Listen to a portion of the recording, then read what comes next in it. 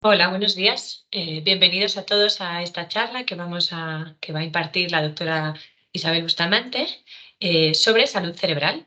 Es una charla, bueno, pues que en esta intención que tenemos de conocer y prevenir sobre nuestra salud, pues para daros algunas herramientas, algunos conocimientos que os puedan ayudar a preservar de mejor manera vuestra salud cerebral. La doctora Isabel Bustamante es neuróloga y es nutricionista que trabaja con nosotros en el equipo clínico de ATAM y es la que impartirá esta charla. Al final de la charla vamos a permitir un espacio de preguntas, así que si en el momento queréis ir preguntando, nosotros las responderemos al final, ¿vale? Podéis ir escribiéndolas en el chat y nosotros al final de la charla las resolveremos. La resolverá la doctora Isabel Bustamante y vamos a estar grabando esta charla para que podamos luego enviárosla de vuelta a través de un link y podáis visionarla todas las veces que consideréis necesario. Vale, pues nada, muchas gracias Isabel y adelante.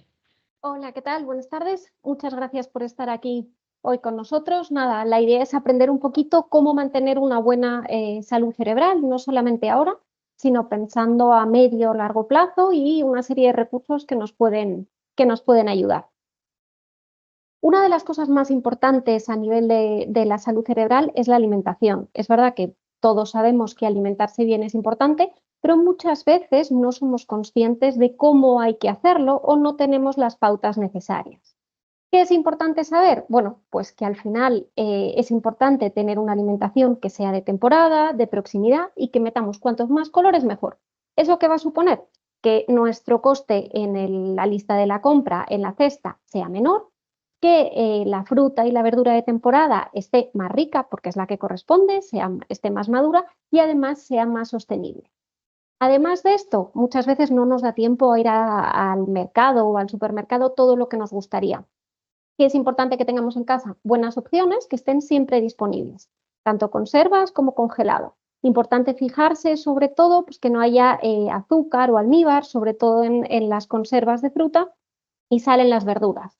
La fruta deshidratada, que suele ser una opción también para tener en la conserva, en la despensa, no debería ser de consumo diario, sino más bien de consumo ocasional.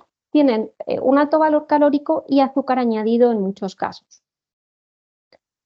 ¿Qué sabemos que tenemos que consumir? Ahora es verdad que está acabando el mes de abril, pero aquí tenemos un poco el ejemplo de lo que son las verduras y las frutas de temporada.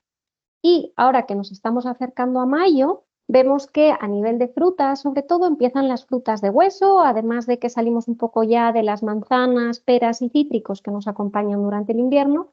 Y en mayo tenemos más variedad también a nivel de lechugas, hoja verde, hay berenjenas, tomates, calabaza, coliflor. Hay muchas opciones para intentar cambiar todos los días o casi todos y que la alimentación sea lo más variada posible. Importante eso, fijarse sobre todo en el tema de que tenga muchos colores. Esto nos va a aportar muchos nutrientes distintos. ¿Qué podemos hacer para saber que estamos comiendo de forma saludable? Bueno, pues lo más fácil es imaginarnos un plato. Si nosotros tenemos nuestro plato delante, tenemos que saber que la mitad del plato deberían ser de verduras con una pequeña parte de fruta y de la otra mitad del plato un cuarto debería ser grano integral, como puede ser arroz, pasta, pero ahí también meteríamos patata, boniato, quinoa, por ejemplo, y otro cuarto deberían ser proteínas saludables. Importante que añadamos grasas sanas a nuestra comida, como puede ser el aceite de oliva virgen extra, los frutos secos, siempre que sean al natural o tostados, pero sin estar fritos ni con sal añadida, y que nuestra bebida fundamental sea el agua. Además, tenemos que intentar que nuestro plato tenga ciertos nutrientes esenciales. ¿Cómo lo vamos a lograr? Bueno, pues con una alimentación variada. Ahora vamos a dar alguna pequeña pista. En cuanto a nivel de antioxidantes, pues los flavonoides, por ejemplo, son unos nutrientes que mejoran la memoria y la capacidad de aprendizaje. Y está en los frutos rojos, como pueden ser los arándanos, las fresas, las grosellas, pero también en el chocolate negro. Negro normalmente consideramos más del 85% de cacao. El chocolate con leche tiene solamente un 33% y el resto pues tiene una cantidad importante de azúcar. Y también está en los cítricos o en el té verde.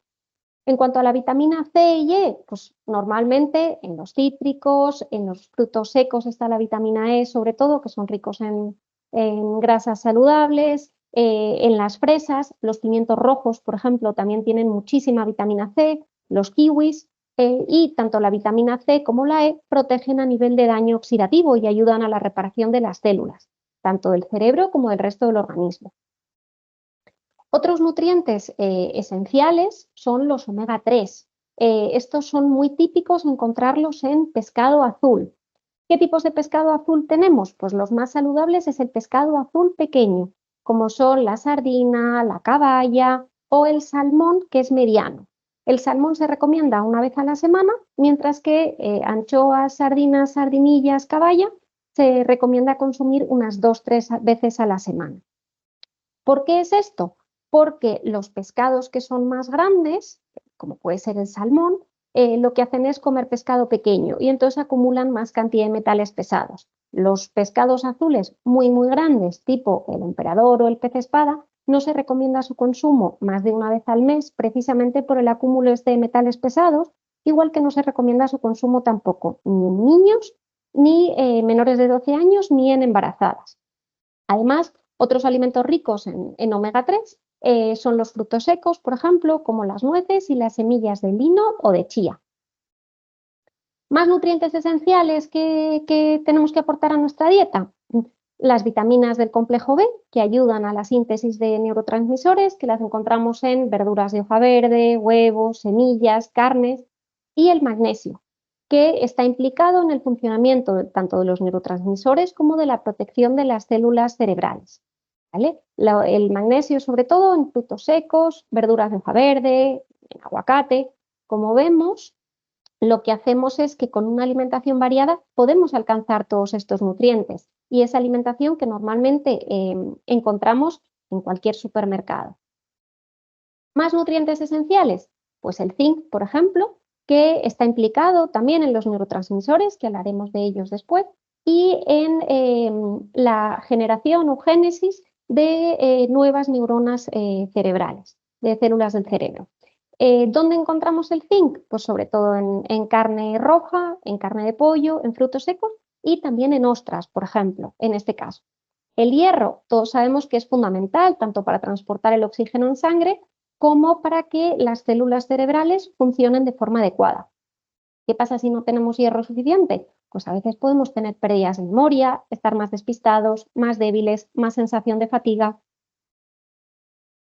Más nutrientes esenciales, el cobre y el selenio.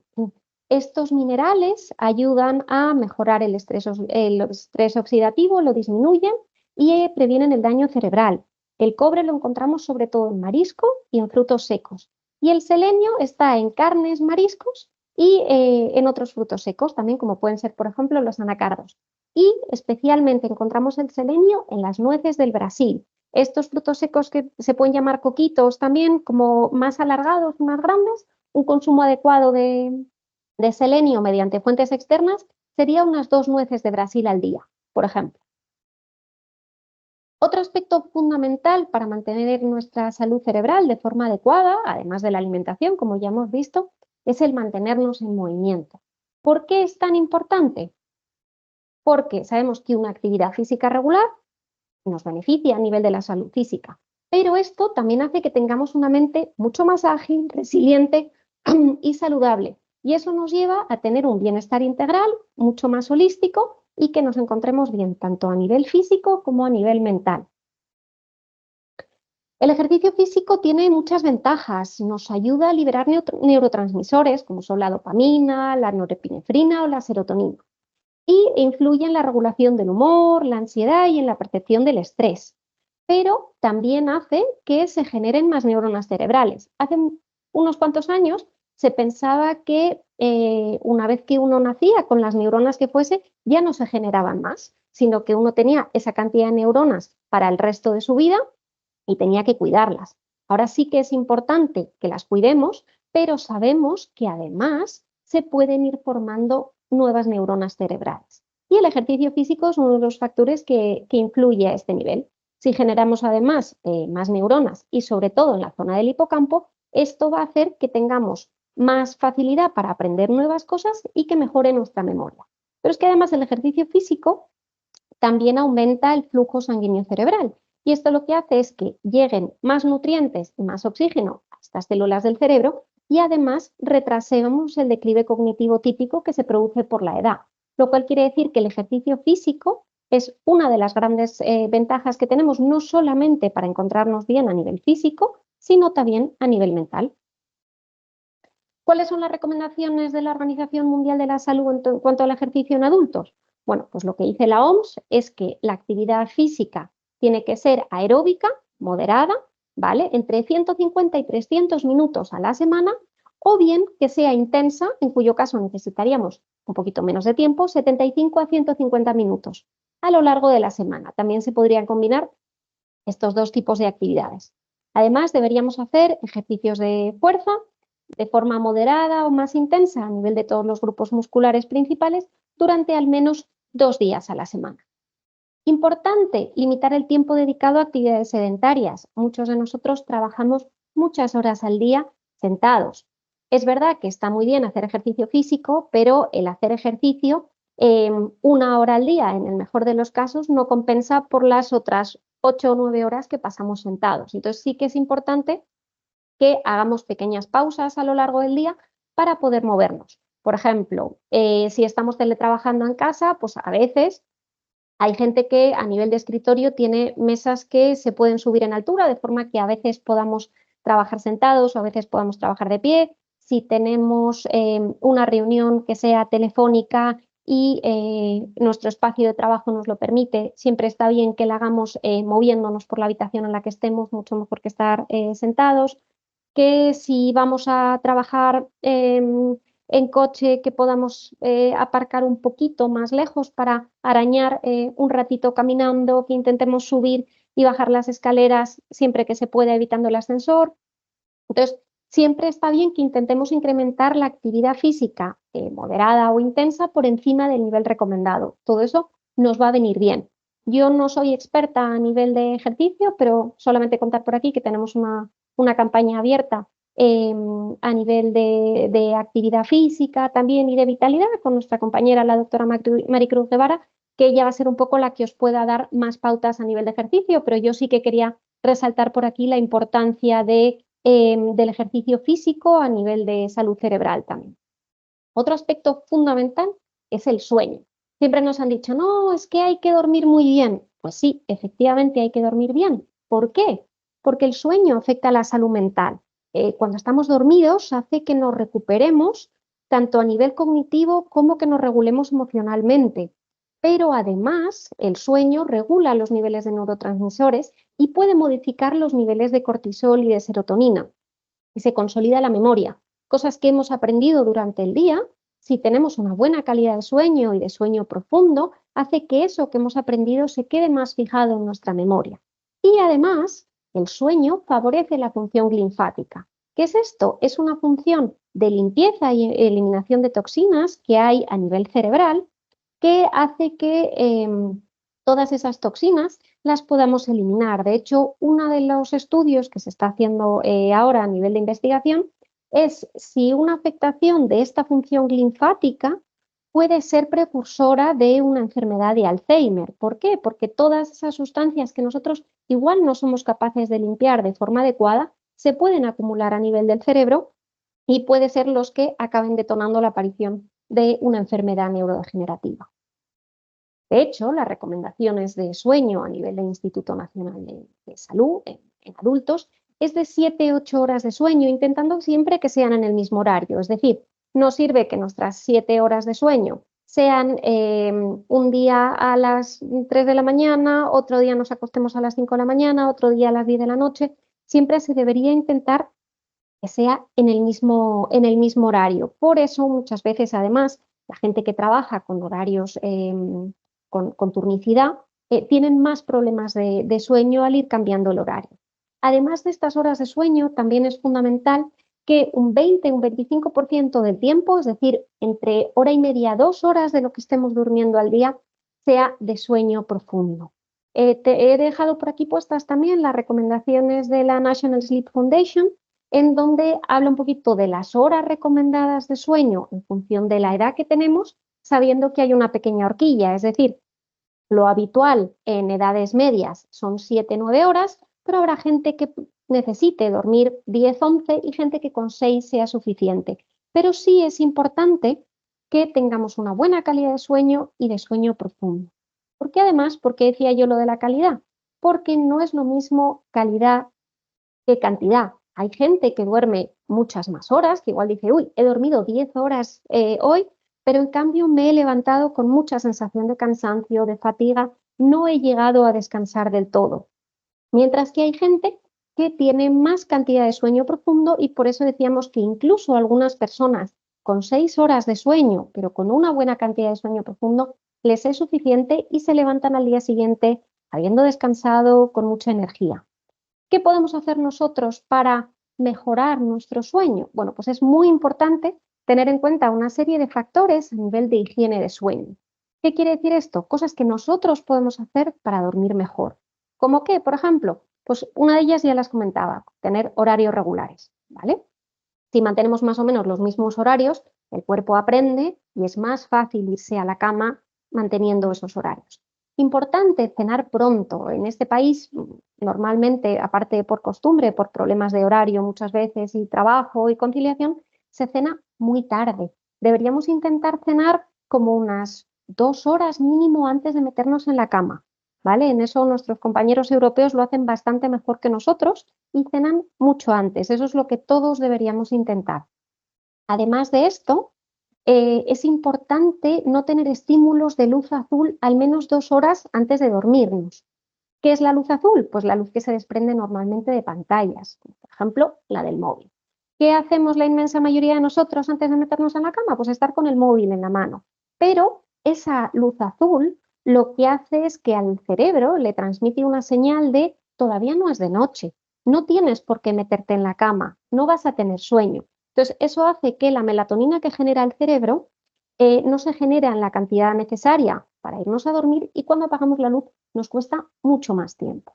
Además, tampoco deberíamos hacer ejercicio físico a última hora. Lo suyo, siempre que se pueda, es hacer ejercicio físico hasta las 6-7 de la tarde, no más allá. ¿Por qué? Porque el ejercicio físico activa una serie de neurotransmisores, como hemos visto, y eso hace que nosotros lleguemos a casa después de hacer ejercicio relajados después de haberlo hecho, pero con ciertos neurotransmisores, como puede ser la adrenalina, la noradrenalina, mucho más altos. Eso va a hacer que nos cueste luego mucho más conciliar el sueño. Además, tenemos que tener una adecuada temperatura en la habitación. Se recomienda dormir en torno a unos 20 grados, porque si hace mucho más calor, el cuerpo no responde igual y no descansamos lo mismo. Y además, deberíamos evitar todo tipo de estimulantes y picantes por la tarde-noche. Ni cafeína, ni otro tipo de bebidas estimulantes, cenas que sean más ligeras, poco copiosas, que no tengan picante, todo eso. Y cenando 2 horas antes de meternos en la cama va a ayudar a que tengamos un sueño mucho más reparador. ¿Qué hacemos con una higiene de sueño saludable? ¿Qué conseguimos? Pues tener una buena salud cerebral, que al día siguiente tengamos un buen rendimiento cerebral y hayamos podido consolidar todo lo que hayamos aprendido el día anterior y que además tengamos una salud mental y emocional óptima en nuestro día a día. ¿Cuál es el problema de una privación de sueño continuada? Bueno, pues que estemos mucho más irritables, que la función cognitiva disminuya, que tengamos problemas de memoria y que además tengamos mayor riesgo de trastorno de ánimo. Otro de los factores que influyen mucho a nivel de la salud cerebral es el estrés. ¿Qué podemos hacer? Voy a dar alguna pinceladita un poco de qué es el estrés y ahora vemos cómo podemos gestionar esto. En el cerebro hay muchísimos neurotransmisores, como ya hemos dicho. Bueno, pues el cortisol, ¿vale? Es la llamada hormona del estrés. ¿Cuál es el problema con el cortisol? Que además tiene un impacto significativo a nivel del estrés y la ansiedad. Una pequeñita cantidad de cortisol o moderada hace que nosotros mejoremos la concentración y tengamos una adecuada respuesta en situaciones de emergencia o de peligro, ¿vale? ¿Qué hace esto? Aumenta la disponibilidad de glucosa en el cerebro, tenemos más energía y tenemos la capacidad de lidiar con el estrés a corto plazo. Pero eso son con cantidades moderadas de estrés. ¿Qué pasa cuando nuestro cortisol sube hasta un nivel que puede ser además perjudicial o se mantiene muy elevado a largo plazo? ¿Cuál es el problema de esto? Pues que disminuye nuestra función cognitiva, tenemos problemas de memoria y además perdemos la capacidad de generar nuevas neuronas en el hipocampo, que si recordáis hemos visto antes que era uno de los beneficios, por ejemplo, que hacemos a través del ejercicio físico. ¿Qué va a pasar cuando tenemos un aumento de estrés? Pues que tenemos un cortisol muy elevado, a largo plazo se mantiene en cifras elevadas y esto va a hacer que nuestro cerebro esté estresado y tengamos menor rendimiento cognitivo.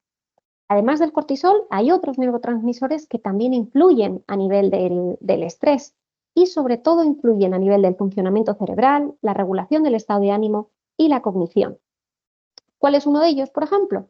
La serotonina. La serotonina regula el humor, el sueño y el apetito y además su inhibición genera ira y agresión. Unos niveles bajos de serotonina pueden generar problemas a nivel de ánimo, como una depresión, por ejemplo. Otros neurotransmisores en qué influyen, como el glutamato, pues es el principal neurotransmisor excitatorio y está implicado en el aprendizaje y en la memoria. El GABA hace un poco la función contraria al glutamato, es un neurotransmisor inhibitorio que hace relajarnos y reducir la ansiedad. La dopamina, como hemos visto que también está implicada en el ejercicio, se promueve normalmente a través de un sistema de recompensa. Esto, el ejemplo más sencillo son los likes que uno da en Instagram. Eso que produce cuando alguien le da un like a una publicación o lo que sea, la persona que lo ha publicado recibe una recompensa inmediata normalmente, es una recompensa de placer y de motivación y además la dopamina también influye a nivel de movimiento y de la respuesta emocional. Y luego otro de los neurotransmisores muy importantes, ¿vale?, es la oxitocina. La oxitocina es la llamada hormona del amor, en donde hay una promoción de vínculos sociales y emocionales y mejora también, se regula a través de la conducta sexual y de la reducción de la ansiedad y el estrés. ¿Qué hace la oxitocina? Disminuye los niveles de cortisol, ¿vale? Es el contrapunto natural a esta hormona del estrés. ¿Qué podemos hacer? Potenciando experiencias positivas asociadas a interacciones sociales, se combate esa sensación de aislamiento y depresión, mejora nuestros niveles de cortisol, tenemos menos estrés. Esta imagen de aquí es simplemente para que entendáis cómo se transmiten los neurotransmisores entre dos neuronas. Las neuronas, que son las células del cerebro, no se llegan a tocar nunca entre sí, sino que están muy cerquitas, pero para transmitir el impulso eléctrico lo que hacen es soltar una serie de sustancias, que son estos neurotransmisores, que van a través de un espacio a tocar la neurona con la que está cerca. Entonces, es muy importante que haya una cantidad suficiente de neurotransmisores porque si no el impulso eléctrico no se transmite o no se transmite bien. ¿Qué tenemos que hacer? Pues un poco lo que comentábamos antes, tener un equilibrio adecuado a nivel de cortisol y de los neurotransmisores es esencial, mantener esa regulación, esa homeostasis, que lo que va a hacer es tener una capacidad de respuesta de estrés adecuada y nos va a mantener en un bienestar general. ¿Cuál es el problema si esto no se produce, si este equilibrio se rompe? Vamos a tener una disrupción, un cerebro estresado, nos va a llevar a tener problemas de salud, por lo cual es muy importante tener estrategias de manejo del estrés y tener unos hábitos saludables que contribuyan a la salud cerebral y a este equilibrio neuroquímico entre neurotransmisores. ¿Cómo? Mediante el ejercicio regular, una dieta equilibrada y una buena higiene del sueño, como ya hemos dicho. ¿Esto qué va a hacer? Que tengamos un cerebro regulado. Es decir, si tenemos un cerebro con los neurotransmisores adecuados en equilibrio, tendremos mucha más relajación, influye la alimentación saludable, el sueño, el ejercicio, mientras que si tenemos un cerebro estresado, al final no vamos a estar bien regulados, nos va a costar mucho más aprender, fijarnos en las cosas y vamos a tener ese estrés que nos va a condicionar un poco nuestro día a día. Otro factor importante a nivel de salud cerebral es el uso de Internet.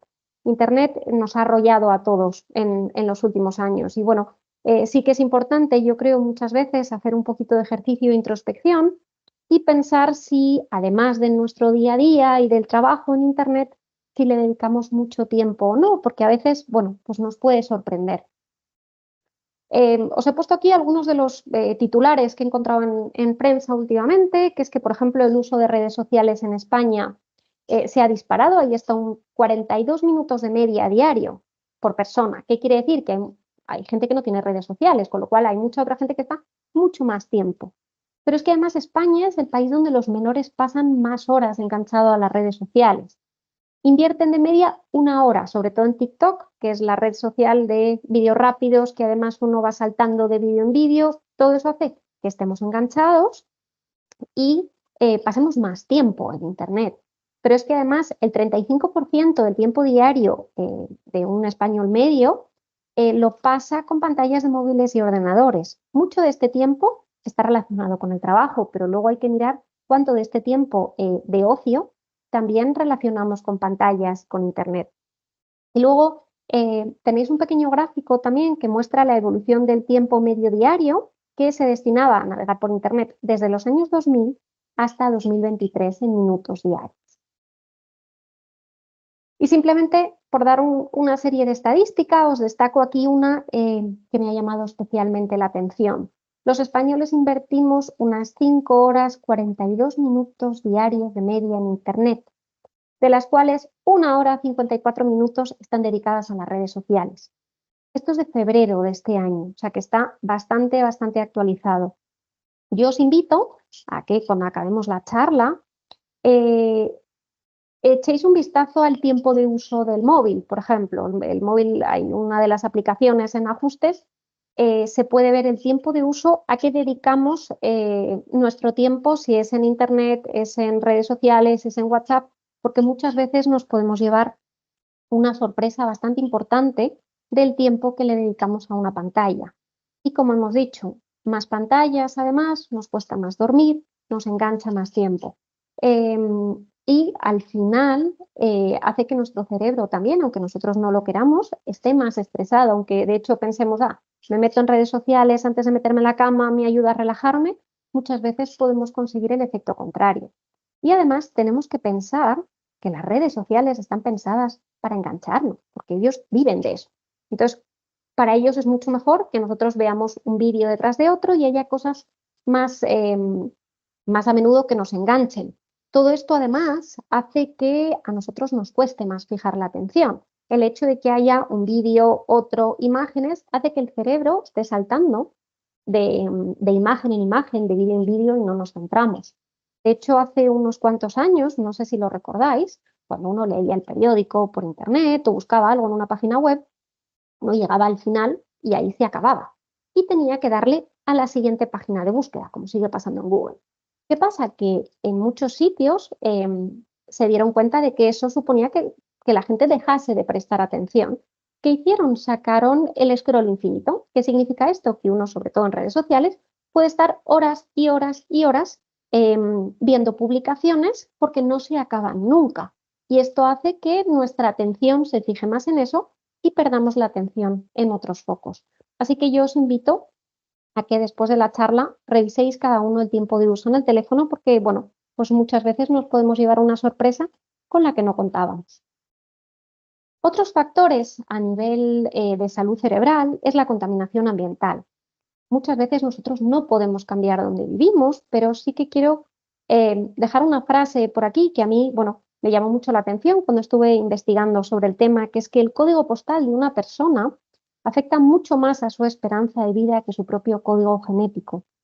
¿Por qué? Porque hay gente que vive en zonas donde la contaminación ambiental es importante, no hay mucha zona verde y lo que respiran no es bueno, sobre todo en, bueno, ciertas ciudades asiáticas y demás. Sí que es importante tener en cuenta el entorno. ¿Por qué? Porque es uno de los principales determinantes de salud de las personas. Toda contaminación, solemos pensar en la atmosférica, pero tanto la acústica como la lumínica, se asocia a enfermedades crónicas no transmisibles. ¿Cuáles son estas enfermedades? La hipertensión, la diabetes mellitus, una hipercolesterolemia. Además, las enfermedades mentales también están más agudizadas en ciudades frente a entornos rurales.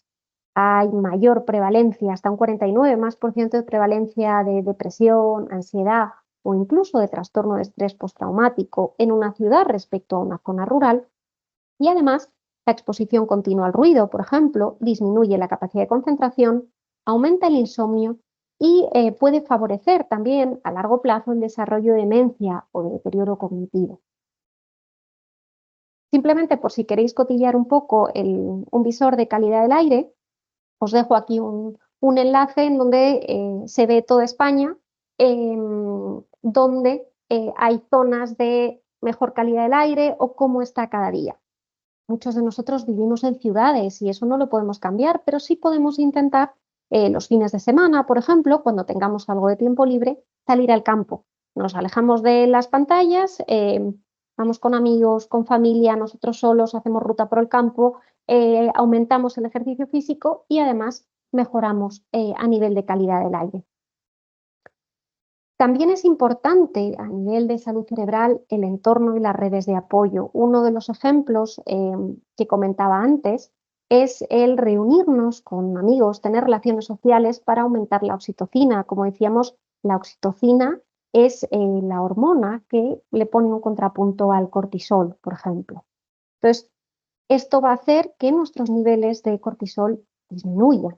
Pero es que además, al tener una buena red de apoyo, nos brinda compañía, nos ayudan en situaciones de estrés y emocionalmente difíciles, hacen que nuestra autoestima se fortalezca, nos regulan a nivel social y nos brindan soporte emocional y además también nos suelen ayudar, nos aconsejan y nos orientan. Entonces, es muy importante intentar tener una buena red de apoyo que nos ayude no solamente en momentos difíciles, sino con los que también podamos disfrutar de buenos momentos y eso va a hacer que nuestra salud cerebral sea mejor. Y luego hay otro aspecto que quería destacar, que es el flow. ¿Qué es el flow? Es un estado mental en donde esa persona está completamente inmersa y enfocada en algo y participa y disfruta de dicha actividad. ¿Esto qué quiere decir? Es pues un hobby o alguna cosa que nos gusta hacer verdaderamente, en donde estamos tan concentrados que perdemos la noción del tiempo. Se produce un estado de creatividad y de productividad muy elevado, es como que todo lo de alrededor nuestro desaparece. La atención se centra en nuestra tarea, estamos muy concentrados. Además, hacemos una actividad que es muy gratificante y eso nos proporciona un sentimiento placentero. Pensamos que es una tarea que nosotros podemos realizar, con lo cual pensamos que somos competentes para hacerla. Tenemos control sobre el esfuerzo que estamos realizando. Cuando estamos concentrados en algo que verdaderamente nos gusta y disfrutamos, desaparece la sensación de fatiga y tenemos un estado de conciencia como que es casi automático, no requiere esfuerzo el que nosotros estemos ahí metidos, centrados en algo que nos gusta. ¿Esto qué va a hacer? Esto también va a hacer que nuestra salud cerebral mejore de forma significativa, ¿vale? Entonces, el estar inmersos en alguna actividad hace que además toda nuestra creatividad se potencie y nuestra salud cerebral mejore. Nos relajamos, mejoramos el estrés y además disfrutamos con algo que estamos haciendo. Y ahora quería invitaros a apuntaros a nuestra campaña de salud cerebral y quería contaros un poquito en qué consiste la campaña, porque es un poco distinta de otras que hemos lanzado en ocasiones previas. Lo que vamos a hacer esta vez, ¿vale? Es aquellos que se apunten, nosotros lo que vamos a hacer es mandarles unas credenciales para una plataforma para hacer un screening de salud cerebral, una especie de test por internet que nos diga cómo está su salud cerebral. Yo recibiré los resultados y daremos una serie de recomendaciones. En aquel caso que se detecte algún riesgo, que el resultado no sea todo lo bueno que sería esperar y demás, lo que haremos será citarles para una valoración neurológica en donde les veré yo en la consulta, o bien presencial o bien online, y recabaremos un poquito más de información y luego serán valorados por psicología en caso necesario.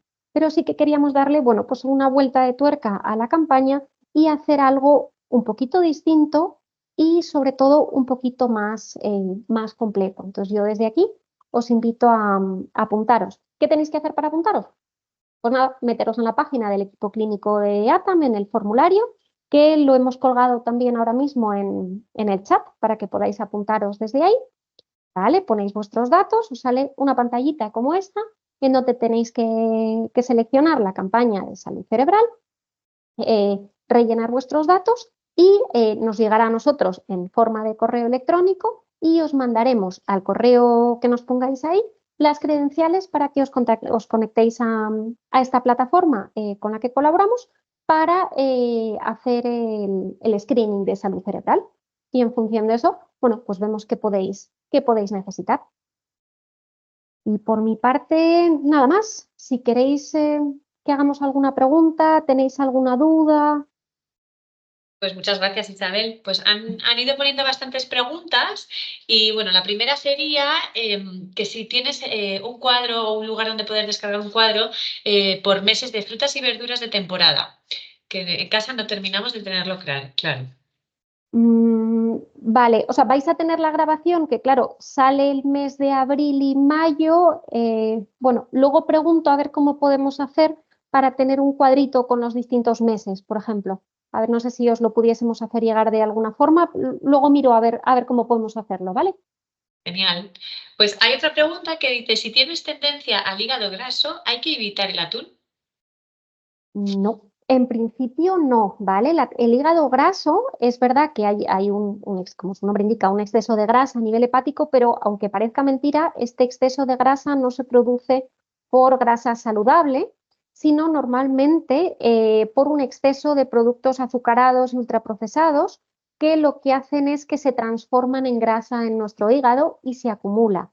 El atún, lo que sí es cierto es que es un pescado azul, pero es de los de tamaño mediano, con lo cual yo intentaría, en vez de consumir mucho atún, intentaría irme más hacia sardinillas, caballa, anchoas. Y siempre que se pueda, que todo lo que sean conservas, no siempre se puede, pero en la medida de lo posible, que sean en cristal y no en lata. ¿Por qué en lata? Porque al final se acumulan más metales pesados. Entonces, si se puede, en vez del atún, por ejemplo, es mejor el bonito y en bote de cristal, pero también la caballa. Pero el atún no habría por qué evitarlo. Vale, muchísimas gracias. Si tomamos un suplemento de magnesio para intentar combatir la migraña, muchas veces afecta al estómago. ¿Cómo podemos hacer para tomar un alto nivel de magnesio y que no nos pase esto?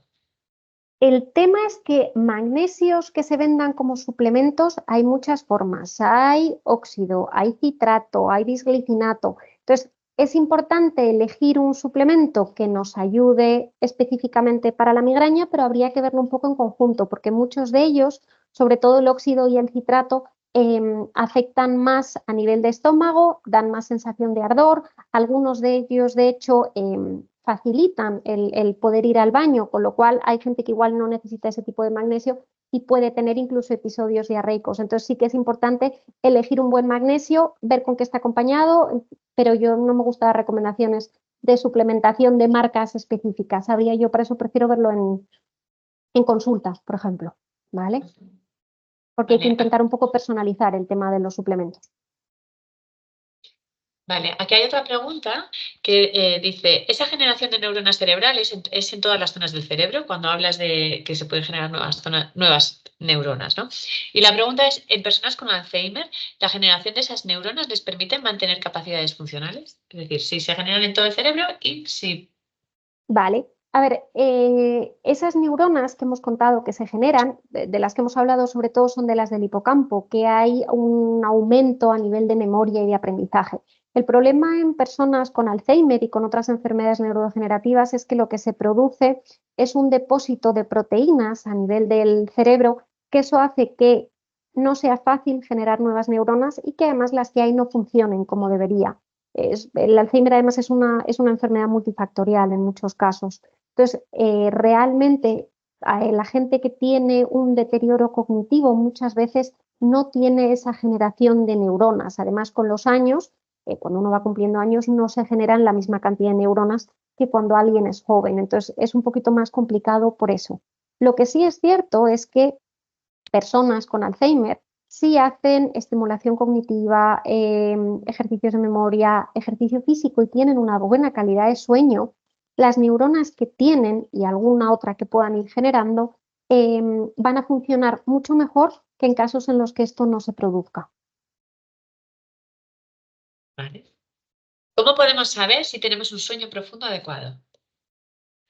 Normalmente es difícil sin un dispositivo que lo mida, pero es verdad que si nosotros dormimos horas suficiente y nos levantamos al día siguiente, cuando nos toque, después de haber dormido 7, 8 horas, y nos levantamos con esa sensación de he descansado bien, no he tenido un sueño movido, no he tenido pesadillas y estoy como listo y contento para empezar el día, suele ser indicativo normalmente de que hemos tenido un sueño profundo que ha sido adecuado.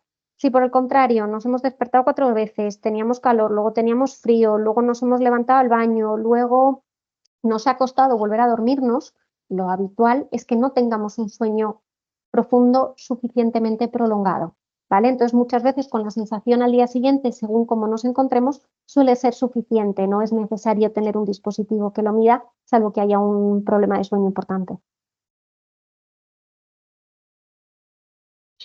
Vale, gracias. Otra pregunta dice, ¿qué relación hay entre el colesterol, la mielina y el Alzheimer? He escuchado que la disminución del colesterol asociado a las grasas animales puede afectar a la mielina. ¿Esto es cierto?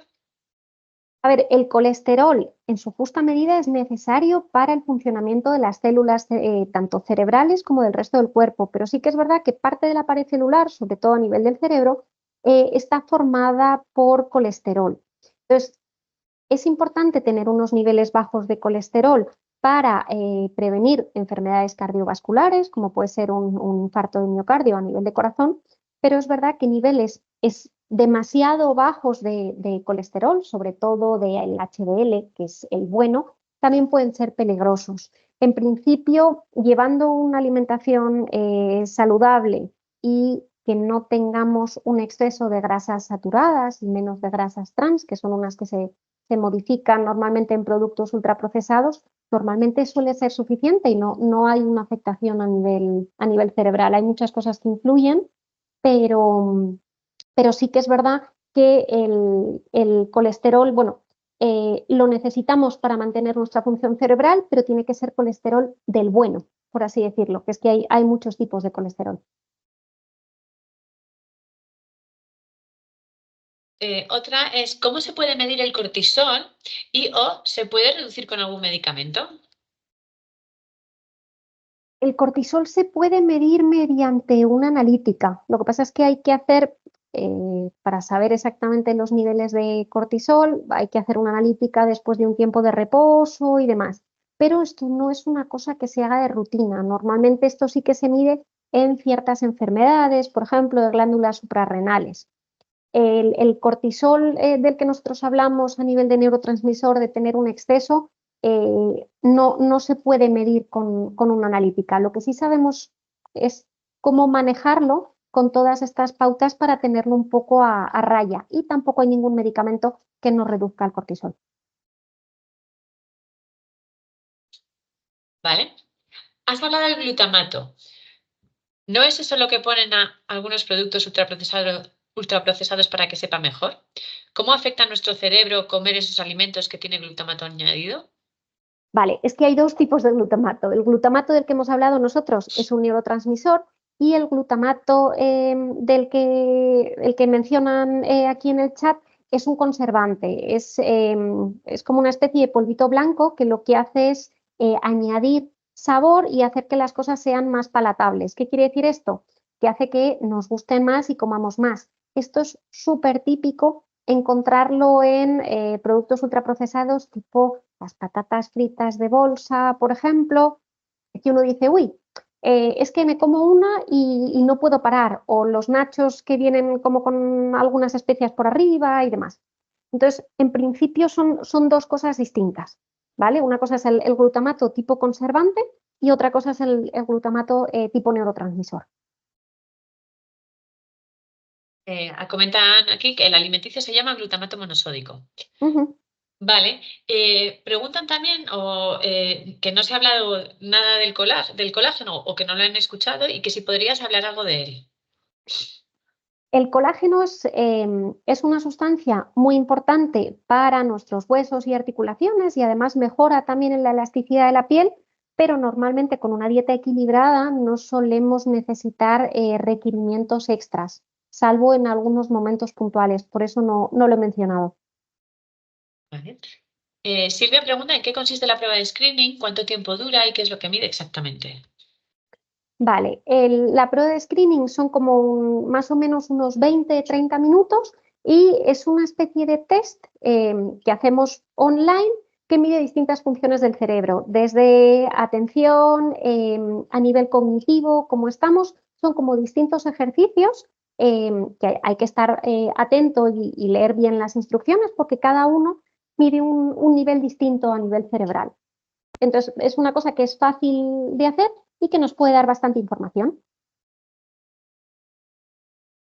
Vale. Sobre el glutamato añadido es distinto químicamente al presente en las anchoas o en el queso.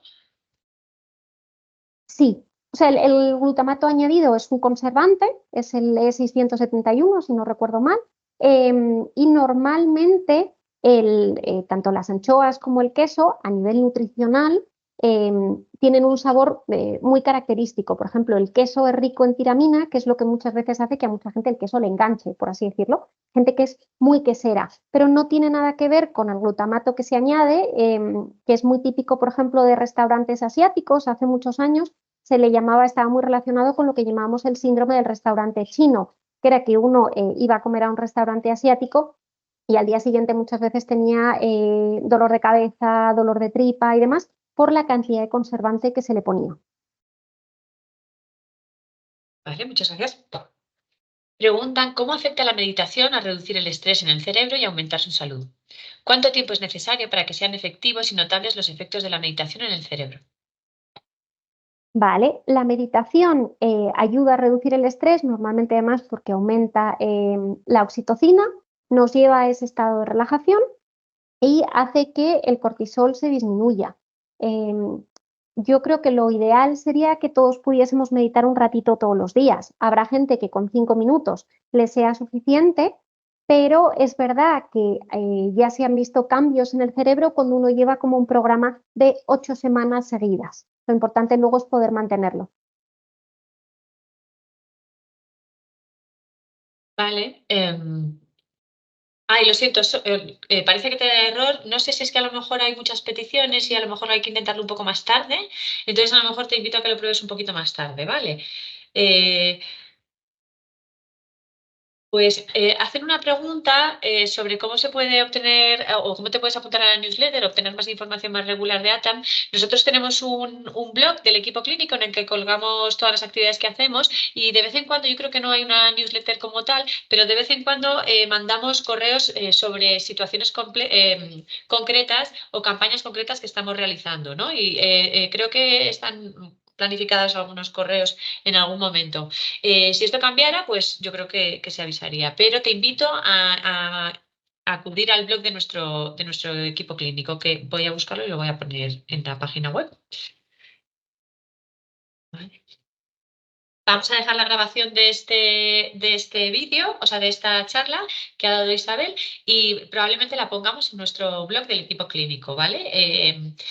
¿Va a estar activa la campaña? Isabel, ¿cuánto tiempo está activa la campaña? Porque no me acuerdo. Está hasta el 31 de julio.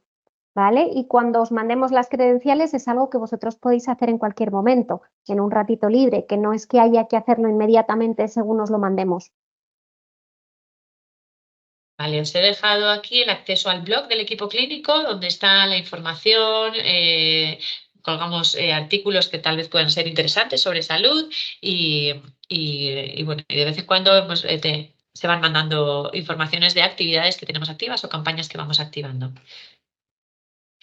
Vale, comenta aquí, Coral, además de lo que ya han respondido, entiendo que influye el día que tengas, si has dormido bien o no. En cuanto a la prueba de screening, dice, ¿se fijan unas condiciones para hacerlo y que sea representativo? O sea, en principio la idea es que vosotros lo podáis hacer cuando os encontréis bien. Es decir, yo no haría una prueba de estas el día que no he dormido y me cuesta concentrarme. De todas formas, no pasa nada porque la idea del screening es ver un poco cómo va y que luego los resultados los voy a revisar yo. Si hay alguna alteración, algo que no haya salido como debería, nos vamos a poner en contacto para citaros en una consulta y ver si era porque teníamos un mal día o puede haber algún otro pequeño problema por detrás. Genial. Pues muchísimas gracias, Isabel. No sé si hay alguna pregunta más, si no, pues os esperamos que vengáis a la campaña.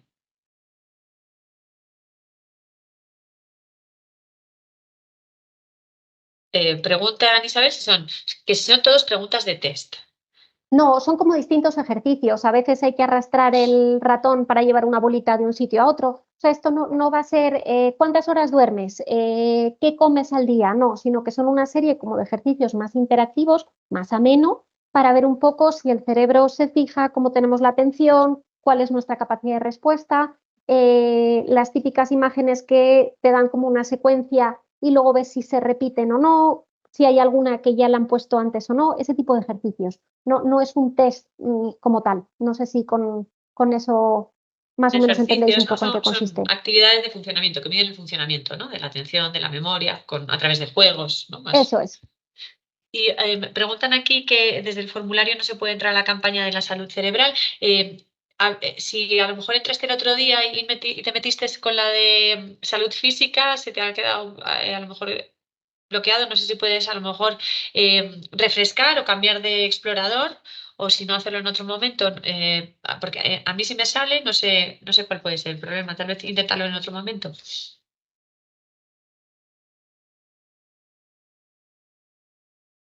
Vale, que si tiene algo que ver con el test MOCA. No, en principio no, es distinto. El MOOC al final es solamente para tema de deterioro cognitivo.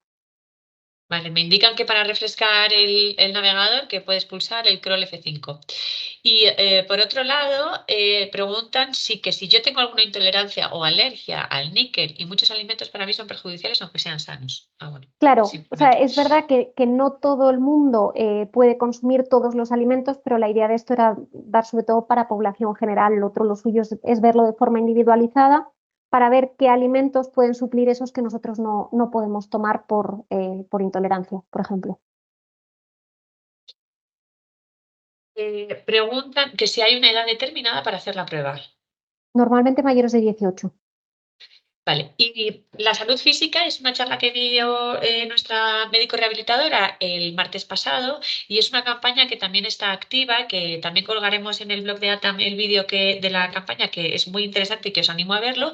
Y hay una campaña activa en la que podéis tener una consulta presencial o virtual con la médico rehabilitadora, que puede ayudaros a establecer un plan de salud física para ayudaros pues, a iniciar o ver si lo que estáis haciendo es lo más adecuado.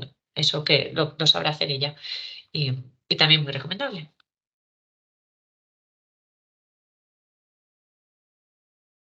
La prueba se puede solicitar para familiares del socio también, sí, para el cónyuge y los hijos, ¿vale? Pueden participar en la campaña de salud cerebral y en la campaña de salud física.